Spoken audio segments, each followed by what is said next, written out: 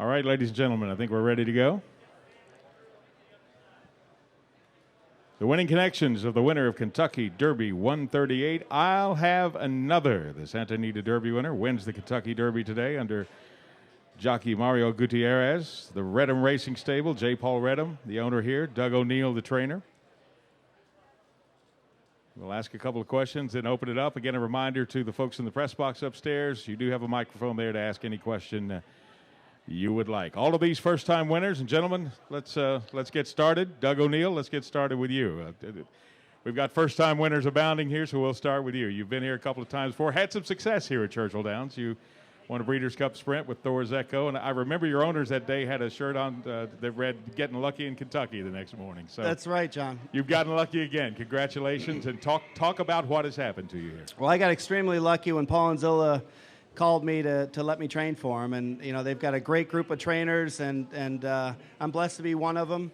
And you know this race is just unbelievable. I can't believe it, and you know Paul is just he's a big owner, but he's also a big fan, and it's an incredible feeling. First Kentucky Derby win for you here, so that's a notch on the belt. How important is it for you? Oh, it's incredible. I mean, it's you know, so many people, when you tell them you're in the horse racing game, they're always asking, well, have you won the Kentucky Derby? And now I can say, yeah, I have, actually, 2012. And so it's truly unbelievable. My brother Dennis is just, he's been there with me through the ups and downs, and there's been a lot of downs. And so just this is incredible, and I'm going to soak it up as long as I can. Let's go to Mr. Redham now. Mr. Redham, you've had some wonderful horses, had some good experiences here, and now you have a Kentucky Derby. Just your thoughts on the race, your horse, and what's happened to you today here. Well, I think to win a race like this, everything has to go pretty much according to plan, and that's the way it's been since the horse started back this winter. And when he came into Kentucky, he did his primary work, of course, in California, and everyone was kind of wondering about that. But Doug had a plan, and he followed the plan, and the horse was doing super every day, and we kind of greet each other every day with, well, so far so good. And that went through today, and I'm just so excited for Doug and for Dennis, who picked out the horse, and Mario. I was telling some folks that was the second time that Mario's ridden on the dirt at Churchill, and the first time was earlier today. And so we got him the experience he needed, and it went off flawlessly. So I'm just really happy for the whole team. How big a goal was Kentucky Derby for you as an owner in thoroughbred racing? I mean, was it the biggest thing on the horizon for you, or just one of them? I don't know how at this point anything could be bigger than winning the Kentucky Derby, but if you hear of something, let me know. I'll go with your word. I won't argue. Dennis O'Neill, could you talk about you picked this horse out and what a team effort this is to get here and to realize it and win the Roses? It really is. It's beyond belief. I said earlier in the week, someone asked me what would it be like to win the Kentucky Derby, and I used Bubba Watson's quote when he won the Masters. I never dreamt this far. I never in a million years thought we could do this. And winning the Santa Anita Derby, I thought that's as good as it gets. We won a couple Breeders' Cups, but Baffert's always told us in the past, it was Sid Clacker's Corner talking to us and saying, if you ever win the Derby, there's nothing like it, and it's, boy, was that true. Let's go to the other first-timer in the room, and really a first-timer, and Mario Gutierrez. Did I get is that the correct pronunciation there? Yes. All right. I want to ask first things first. Where did you watch the Kentucky Derby a year ago today? I was in British Columbia, Vancouver, at the Hastings Park when I've been doing all my racing since 2006, pretty much. I watched it there. I was in the auction, and I saw Animal Kingdom win the Kentucky Derby that year. Did you have any dream at that point that you thought you could be riding here in this race a year from then? Well, as like all jockeys, like we all dream the one day, fortunately, but we'll be in the Kentucky Derby. But like at that time, I was at Hastings Park, and of course I will, like as a jockey, I had the dream, but I wasn't thinking it was gonna be the next year. Well, let's talk about your experience in the race before we open up questions here. You were in a great spot with I'll Have Another throughout, and just talk about how the race went, and especially when Bodemeister spurted clear at the head of the stretch. Well, we have a good race. He broke sharp out of the gate as he usually do. He's such a professional horse. he's a really calm horse, so I know he will gonna help me 100%, and he did to the first part, so we can handle the first one pretty well, and then in the end, he just gives 100% all the time. As soon as he ask him, he throws everything on the race, and he didn't disappoint today. Did you feel in upper stretch that you still could catch Bodie Meister? He was up 4 or 5. I know my horse was reaching every single step of the way, but I wasn't going to stop right until I was passing the wire. That's when the horse races finish. And everyone at the table appreciates that. We're going to open it up for questions now. Again, in the press box, you have a microphone there, so feel free to ask those. We're going to get started here. And just raise a hand. We'll get started here. Let's go right here. Mark Story. Mr. Redham, it's been written a lot that you saw Mario ride at in California and said, let's give him a chance. What did you see in him that day that made you want to put him on your horse?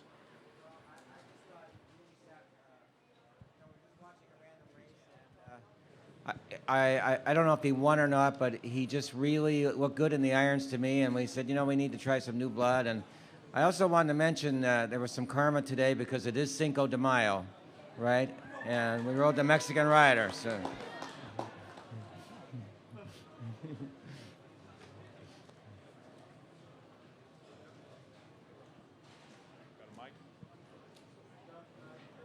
Your horse won the Santa Anita Derby, yet was relatively overlooked this week. Why do you think that was? Probably a lot to do with myself and Mario. Trained by Doug O'Neill, ridden by Mario Gutierrez. Can you hear me here or no? You can. Yeah.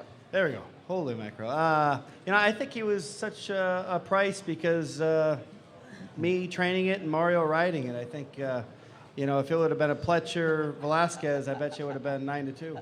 Exactly. Yeah. I mean, how do you win the Santa Anita Derby and not be one of the top 5 choices? But that was okay. And I know the Bayard numbers, he didn't really put up crazy high Bayard numbers, but when they win the way he did, we were super confident in this colt. Doug, you changed the calendar in the barn. Think he had time and what's up your sleeve next? The trick worked great this time. What's up your sleeve next? And I'm changing the calendar on what? I'm sorry. In the barn to make him think he had more time in between races, because he runs great off big layoffs. Oh, yeah. So you told me that you're going to change the calendar in the barn to make him think he's got more time. That's right. So what you got up your sleeve next? Yes, we're going to change the calendar and make the Preakness be like the middle of June. We're going to take one more here. And This then horse go is so with- smart, though, he would figure that out. Mr. Redham, you talk about the team and about the fun that you guys have together. Just talk about the entire operation. The Doug O'Neill team is a lot of fun. The whole group tries to remember that racing is supposed to be fun first. And so there's not just Doug and Dennis and Mario, but all the guys that work very hard in Doug's operation. And there's a lot of laughs there, I would have to say. And we're kind of a working class group. From the trainer, the owner, the jockey, we don't come from the bluest of blood for horse racing, and we recognize that, and that's okay. And the horse matches that absolutely completely, right? Because I can remember reading about Seattle Slew being bought for $17,000 and how amazing that was. And now we got this horse that Dennis bought for $35,000, and in Seattle Slew dollars, he was probably cheaper. All the people at the sales are going to hate you right now, Paul. We're going to go upstairs for a couple. We've got a couple questions waiting down here, but we have a couple of people waiting upstairs. Listen closely because there's going to be a disembodied voice coming at you here. So, question upstairs, please. Yeah, why was he only $35,000? What were people seeing that they didn't like? Is that me? Yeah. Is that me? When he went through, he didn't breeze that fast. Generally, at those shows, you got to breeze 10 flat or 9.4 to be expensive. I think he breezed 10.2 or 10.3. Just had a beautiful way of going. He was a little weak behind, maybe a little long past turns. You could pick things on him. But me doing this so long and working with Doug, I know what Doug can put up with and what he can't. And honestly, when he went through the ring, I said, this is a perfect horse. I thought he'd be 60 or 80,000 to be truthful. When he went for 35, I was very surprised. But, I mean, he just fits the horse I buy. He breathes okay, and you can still see he goes the same way now as he did then. He's just got a beautiful way of going, a big, long stride on him. Another question from upstairs. Mario, did the horse break like that on his own, or did you have to urge him? And how critical was that coming from the 19 hole in winning the race? Like I said, he's a really smart horse. I barely use him a little bit. I just kind of let it run a little bit to have that position. But he's so smart. He does everything very well. I just waited for him, push him a little bit to have that spot, and then everything from there is all about the horse. Okay, one more question upstairs, and we'll come down. One more question upstairs. Go ahead. I'd like to ask Doug to just comment on Mario's ride as he went around the racetrack. Could you do that for us, Doug? He did a pretty good job. He did. The horse broke perfectly, which in a 20-horse field, you got to, I think, the starter. We actually schooled him in the gate the other day, and Scott was such a cool guy, so great start from Scotty there. And then, Mario, by mid-stretch the first time around, just had great position and really just had a trouble-free trip. And I love the way Mario said he really stretched for him down the lane, because that's what we've been seeing here. Since he's come from California, he's maintained that long, beautiful stride. And, I love the way he carries his head, too. He's such a beautiful, talented colt. And the way he handled the crowd today, it was just incredible. Okay, front row, Claire, and then Jody Dema. Mario, did any of the other jockeys give you any advice going into the race, and what did they say to you after, since this was your first Derby? I came here focused. I came here prepared. I know this is a huge event, and it's been a lot. Like, I barely talked to the jockeys. I did my homework my own. I talked a lot to Doug O'Neill, Mr. Redham, and I haven't talked after the race with any of the jockeys, so I don't know what they're going to say. Doug, could you just talk about what you saw Mario when you first put him on the horse? And I think, didn't he work him before the Lewis? Is that right, the first time? He did. I was having lunch with Paul and Zilla, and as we were talking about where we're going to debut I'll Have Another this year, Dennis and I came up with a brain surgeon idea of starting him in an allowance race down the hill. And Paul immediately asked us if we were drinking. And then he said, you know what, you guys have been telling me how good this colt is. Why wouldn't you think about the Bob Lewis? And I said, you know what, Paul, you're right. This horse is training that good. I see a good mid-pack or better finish. But we're not going to get Bejarano or Rosario, so who do we want to get? And just as we were talking, Mario had just won a race. And Paul said, who's that kid? And I knew his agent, Ivan Puhich, is a legend. And I knew Ivan had him, but I couldn't pick Mario out of a lineup at the time. And so I tracked down Ivan, had Mario come work the colt. They got along beautifully. And Paul said, let's give the kid a chance. And, thank you, Paul, because this kid can really ride. I just hope he doesn't get too big to where we can't get him. It usually seems what happens with these jockeys. They get so popular, then you're like, wait a second. Did you forget about us, Mario? Oh, yeah, okay, good. Chris Lincoln, go ahead. Doug, congratulations. Chris, thank you. First Santa Anita Derby winner since Charlie Whittingham came here with Sunday Silence in 1989. I just wanted you to reflect on that. I remember Charlie saying, they always asked him, you ever won the Kentucky Derby? Maybe some of your memories of Charlie there during that year, what you were doing then, and what impact will this have on West Coast Santa Anita racing? Well, again, I don't think there's any place with better weather than Southern California, and Santa Anita is just an unbelievable facility, and they've got new management over there, and Mark Verge is now the CEO, and it's just, I think there's a lot of good stuff going on in Southern California, and having the Santa Anita Derby winner win the Kentucky Derby, I really, we're carrying the flag for Southern California, and any horsemen that have any interest in beautiful weather and good purses, come to Southern California, because it's a great place to train and great place to live, and so I can't say enough about Southern California. And actually, when I first started, Charlie Whittingham was the man, and I remember being on the trainer stand with him and just in awe of him. And you know, so to be, you know, the next guy who's won the Santa Anita Derby and the Kentucky Derby, it's just an unbelievable honor. Okay, Jason? Mr. Redham, you know, you could have your choice of pretty much any trainer. Can you talk about when your relationship started with Doug and why, and what his best qualities all are and why you use him? Well, in 2004, a friend of mine claimed a horse with Doug, and it sold me a piece of the horse after he claimed it. And then Doug started to call me every day and say how this 20,000 claimer was, boy, he jogged well today.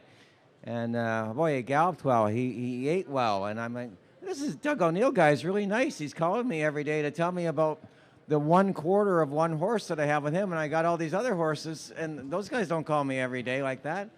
It took me about 2 years to figure out, after there was 10 horses in his barn, what happened. And the biggest thing about Doug and the crew is that he's a lot of fun, and he's not afraid to talk about things, to listen. It's not his way or the highway. Sometimes, if anything, he might take too much input from his owners, including me. But I just feel like we have a very good chemistry, and you know, it culminated with today. Before we go up front, we've got a question here from CNN Español. Hola, Mario. Thank you very much. I'm going to ask a couple questions in Spanish, so I hope you all have patience with me. Hola, Mario. ¿Cómo estás?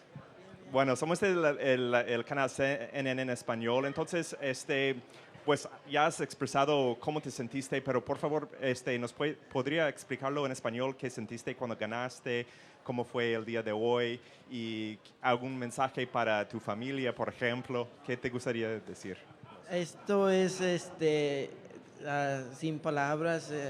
Vengo desde un pueblo bien pequeño en Veracruz, el Higo Veracruz, donde mi familia, mis padres están ahí, mis amigos, todo el soporte que me dieron a mi familia en México, amigos en Vancouver, donde estaba montando, y Doug O'Neill, el señor Redham, es mucha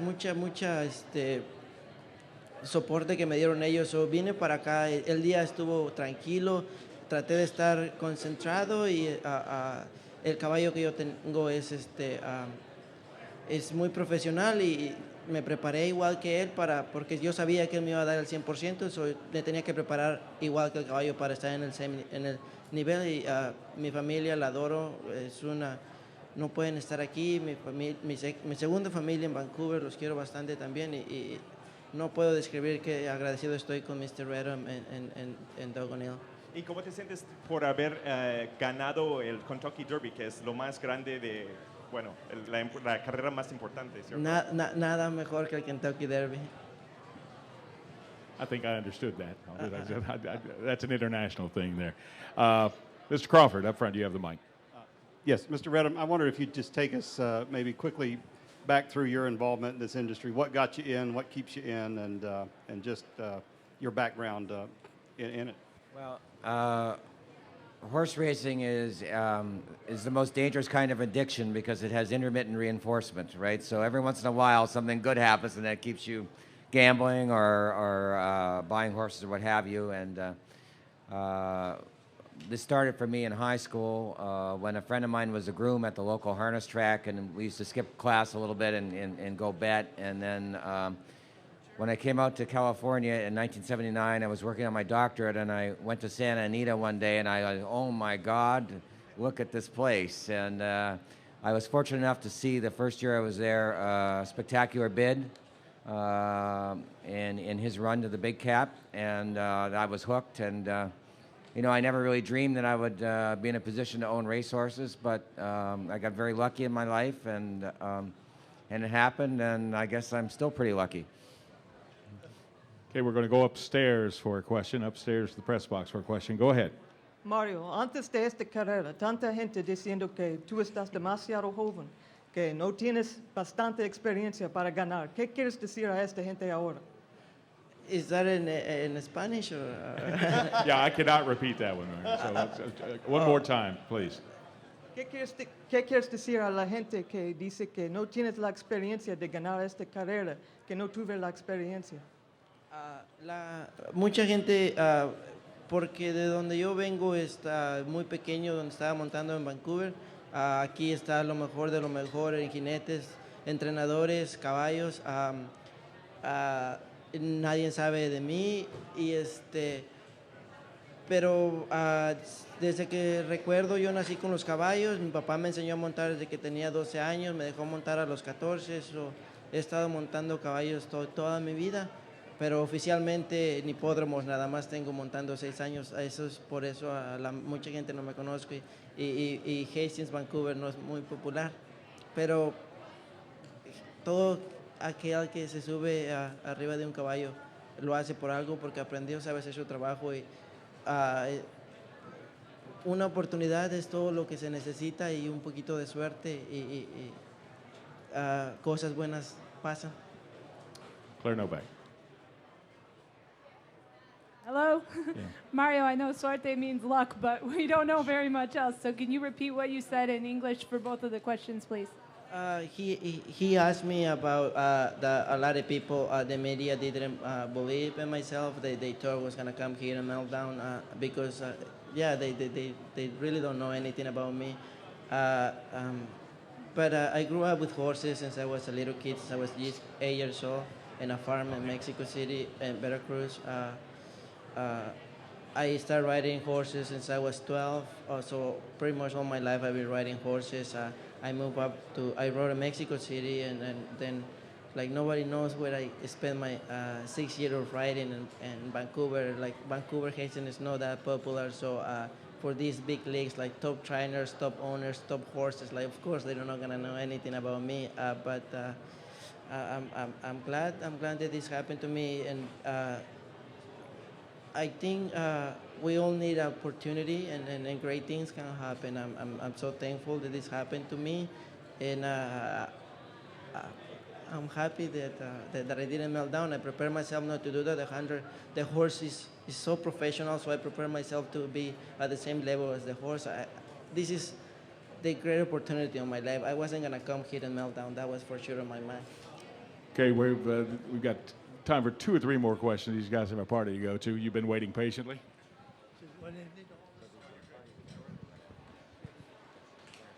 Mario, some background on you. How old are you? Where in Mexico are you from? And how'd you happen to get into horse racing at 12? And how'd you get up here?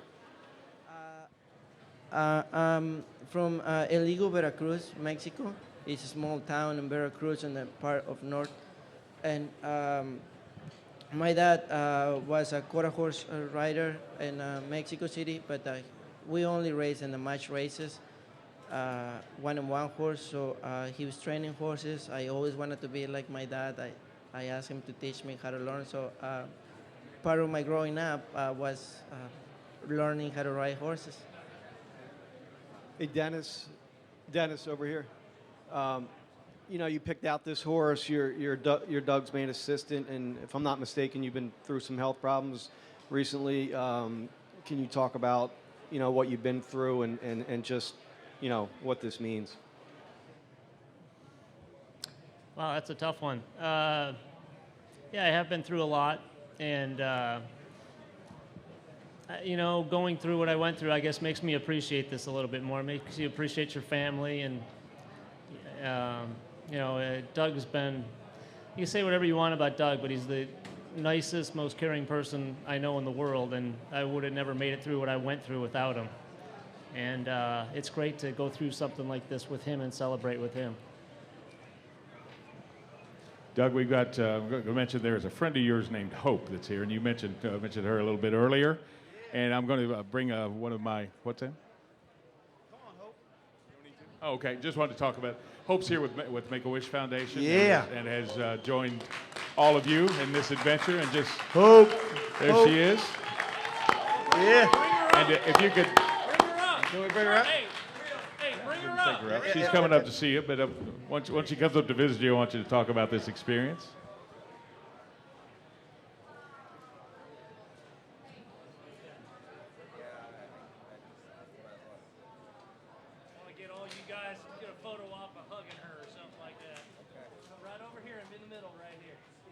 him in the middle and do a big hug. Yep.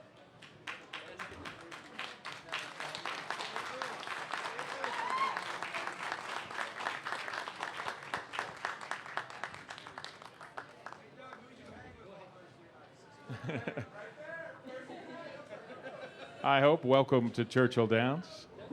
Doug, could you talk a little bit about meeting her and how that's added to this experience? You know, Case Clay of Three Chimneys called and told me it met a friend in Hope, and Hope wanted to come to the barn area, and she kind of liked Hanson in the Derby, so we had to get through that little thing. And then, but Mario, actually, if he knew this, might have been a little nervous, but we put Hope on Lava Man, and she was just an absolute natural on Lava Man, and it was just incredible, and we all just so cool to see someone who just so excited about the horses and just so passionate about the game, and like we are, and we got new friends, so it's great, and her parents are great, and we were talking. They're from St. Louis, and they weren't sorry to see Pujols leave, so that was kind of cool. Yeah, we talked about. I think the Angels would love to send him back, to be honest with you. But no, it's been a great addition to our family, and Hope. Here we go. We're going to the Preakness, baby. Come on. Yeah. Woo! Go Chile. Before this turns into a party, they've got a party to go to. Are there any more questions for any of the parties? And again, Hope, thanks for being with us. One more question. Here we go. You guys have mentioned the Preakness in Baltimore a couple times. Was it always the plan to go to Baltimore? And I'll start with Mr. Redham, or was that going to be based on what you guys did today?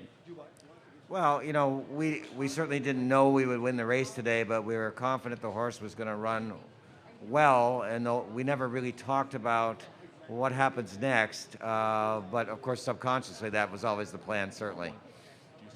And you know, we gave the horse only 2 preps this year, and part of the idea was we knew we had a good horse, and we wanted to make sure that he was fresh, because the Triple Crown is a grind, and that was a gamble, and it looks like it's paid off because we've only run 3 times this year, right? So, Preakness, here we come. One more question about preparations, Bruno. Doug and Dennis. Doug, are you planning to stay here at Churchill and then go to Pimlico? And Dennis, do you have a $35,000 2-year-old buy that we need to know about? We'll find one, and Mr. Redham hopefully will buy it, but yes. You know, I think that would be the game plan. We'll stay at Churchill. He likes his track. Ben Huffman and Donnie Richardson they were so cool to give us a whole barn. And actually, I got to thank some of my other owners, too, who were kind enough to send their horses. We had a real presence in the barn area, and our barn was so quiet because we had 9 of our own horses, and it just felt like home. And I think that helped. I'll have another settle in nice, too. So, yeah, I think the game plan right now, as long as he comes out of it good, would be to stay at Churchill and then head to Pimlico. Maybe I'll talk to Baffert and see how you do that. But Southern California, baby. We're going to Maryland. We're going to Maryland, baby. Woo! Well, Doug, not exactly speaking on behalf of Ben Huffman and Company. If you'd like to just keep a barn here, we'd love to have you. So I love it here. If there are no other questions on this wonderful day before a record crowd in the Kentucky Derby today, second straight year we've had a record 165,000 plus here today. For a record crowd, I'll Have Another wins the Kentucky Derby, owned by J. Paul Redham. We have the brothers O'Neill, Doug and Dennis, and jockey Mario Gutierrez in his first Kentucky Derby ride. Congratulations, gentlemen. Good luck in Baltimore.